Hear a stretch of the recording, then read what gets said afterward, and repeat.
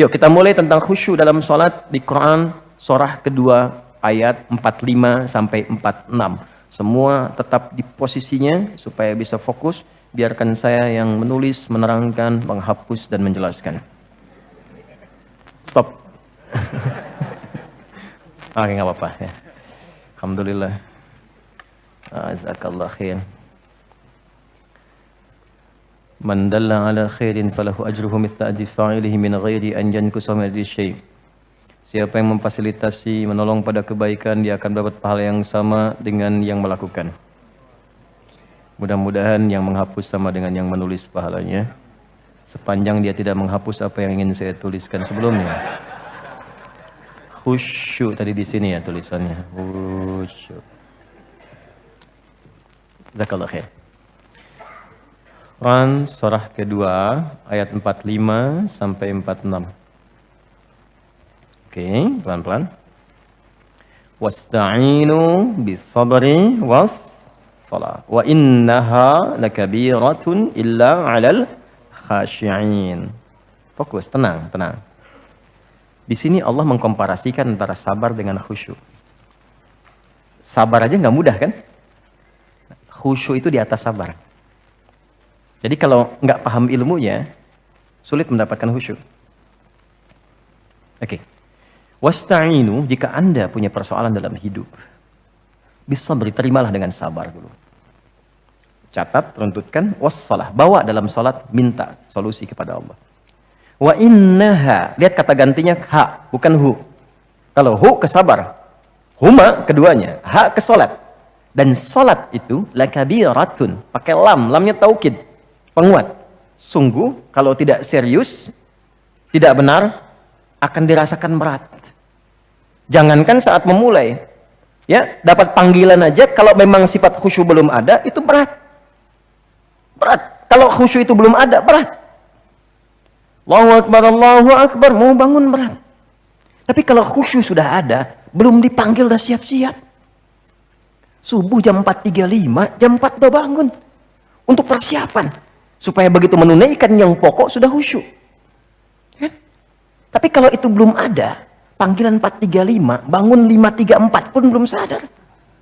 Biasa aja. Illa 'alal khashi'in. Kecuali bagi orang khusyuk. Nah, siapa orang khusyuk itu?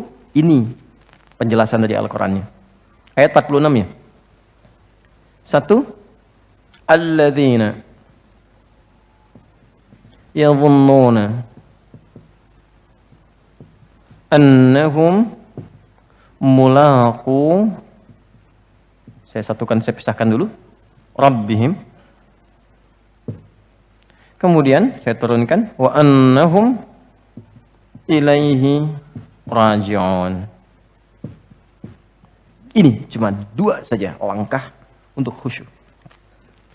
Oke, 1, alladzina. Alladzina disebutkan 1080 kali dalam Al-Qur'an. Menunjuk pada semua sifat tanpa kecuali. Jadi khusyuk itu berlaku untuk laki-laki, perempuan, tua, muda, besar, kecil, ustadz bukan ustadz, kiai bukan kiai, habib bukan habib, mau pengusaha, teknokrat, birokrat, semua bisa. Jadi khusyuk tidak milik satu personal tertentu, bukan milik golongan tertentu, tapi khusyuk terbuka untuk siapapun. Bagaimana mendapatkan kekhusyuan? Alladzina yadhunnuna. Yadhunnun ada ya. Sesuatu dalam bahasa Arab berbentuk kata kerja dibuka dengan satu di antara 4 huruf. Hamzah, nun, ya, dan ta. Disingkat jadi anita. Kata kerja yang kemasukan anita, maka dia punya makna akan dimulai, sedang dimulai, terus berlangsung sampai ke depan. Present, continuous, and future.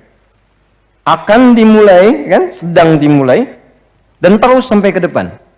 Jadi, ketika Allah menyampaikan kata khusyuk, ternyata persiapannya dimulai sebelum sholat. Pra-sholat. Sedang sholat, pasca sholat. Jadi jangan dibatasi di tengah sini. Kalau ingin khusyuk, kata Allah, siapkan sebelum sholat. Ya. Dan ini akan berdampak kepada sholat. Apa persiapannya? Teruskan ayatnya. alladzina yadhunnuna annahum mulaqu rabbihim, bahwa ia menguatkan kepada dirinya akan menghadap kepada Rabbnya. Menghadap nih kepada Allah. Dan ingat, lihat kalimatnya. Allah tidak mengatakan annahum mulaqullah, tapi mulaqu rabbihim, yang disebutkan sifat rububiyah. Saya berikan rahasia kedua, hanya hari ini saja. Quran surah kedua ayat 172, Quran surah 7, Quran surah 7 Al-A'raf ayat 172. Wa idz akhadha rabbuka min bani adama min zuhurihim dzurriyyatahum wa asyhadahum ala anfusihim alastu bi rabbikum qalu bala syahidna.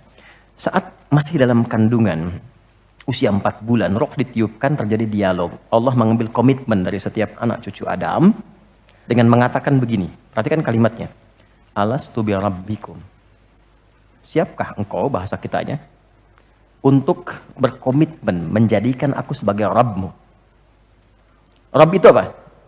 Rabb itu bukan sekedar Tuhan yang disembah, dipertuhankan, tapi yang merawat, memberikan perhatian, memberikan segenap kebutuhan, menyembuhkan kalau sakit, memaafkan kalau salah, mengampuni kalau berbuat dosa, segalanya. Kalau ada seseorang mengatakan kepada Anda, siap nggak ikut saya akan perhatikan semuanya, kebutuhan saya penuhi, sakit saya akan bawa ke rumah sakit terbaik, ada sesuatu saya akan berikan solusi yang terbaik. Kira-kira mau ikut nggak? Jawabannya bala kan? Bala itu iya tanpa pikir. Maka kata Rabb ini bukan sekedar komitmen ketuhanan, tapi komitmen yang memintakan kepada Allah untuk membalas segala hal yang Allah janjikan jika kita memang menuhankannya.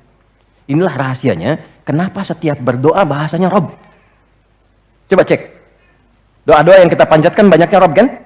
Kalau sedang ada salah, Rabbana zalamna anfusana wa illam taghfir lana wa tarhamna lanakunanna minal khasirin. Untuk orang tua, Rabbighfirli wa liwalidayya warhamhuma kama rabbayani. Ya. Untuk keluarga, keturunan, Rabbana hablana min azwaj. Pakai Rabb. Dan doa paling favorit di muka bumi untuk semua orang Islam, Rabbana atina fid dunya fil akhirati wa qina. Doa apa itu? Sapu jagat. Cuman kita yang punya tuh. Di Arab nggak tahu sapu jagat tuh. Di kita ada doa sapu jagat. Doa sapu nggak ada jagatnya, doa jagat nggak ada sapunya. Yang tadi di Al-Baqarah 201. Pakai Rabb semua kan? Pakai Rabb. Nah ini, perhatikan, rasakan suasananya.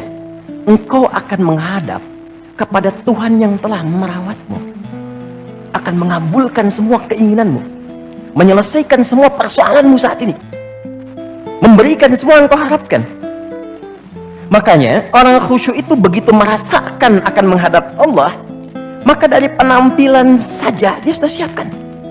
Turunlah Quran surah 7 ayat 31.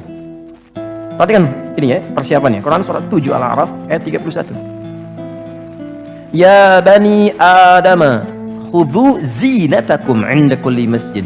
Hei anak cucu Adam, kalau sudah ada panggilan terdengar dari masjid, kenakan pakaian terbaikmu. Tuh. Kapan panggilan dari masjid tiba? Saat azan kan? Ya kan? Allahu Akbar, Allahu Akbar. Nah itu orang khusyuk, baru dengar panggilan, dia sudah menyiapkan pakaian terbaik. Menghadap Allah loh. Anda menghadap pimpinan pakaian bagus, ya kan? Kadang-kadang dipersiapkan jaket sebelumnya, pakaian dijahit sebelumnya, 2 pekan sebelumnya pesan sepatu yang sesuai. Yang belum tentu dia memberikan jawaban dari proposal Anda. Ini Allah manggil 5 kali dalam sehari, kan? Pengen khusyuk tapi pakaian seadanya. Udah sholat datang, celana seadanya, pakaian kaos, depan Messi, belakang Ronaldo. Malaikat bingung. Memang secara fikih sah, tapi secara moral, akhlak, etik akhlak kita kepada Allah, rasanya nggak enak mau minta begitu, ya kan? Coba rasakan ya. Anda nanti pas mau sholat misalnya, malam lah supaya rasanya ke hati lebih kuat, cari pakaian terbaik, rasakan kenikmatannya, persiapkan dengan baik, berwudu dengan benar. Demi Allah saya katakan, tidak ada yang paling indah suasananya ketika Anda datang dengan penampilan demikian. Rasakan bedanya, bedakan rasanya, pasti akan terasa bedanya.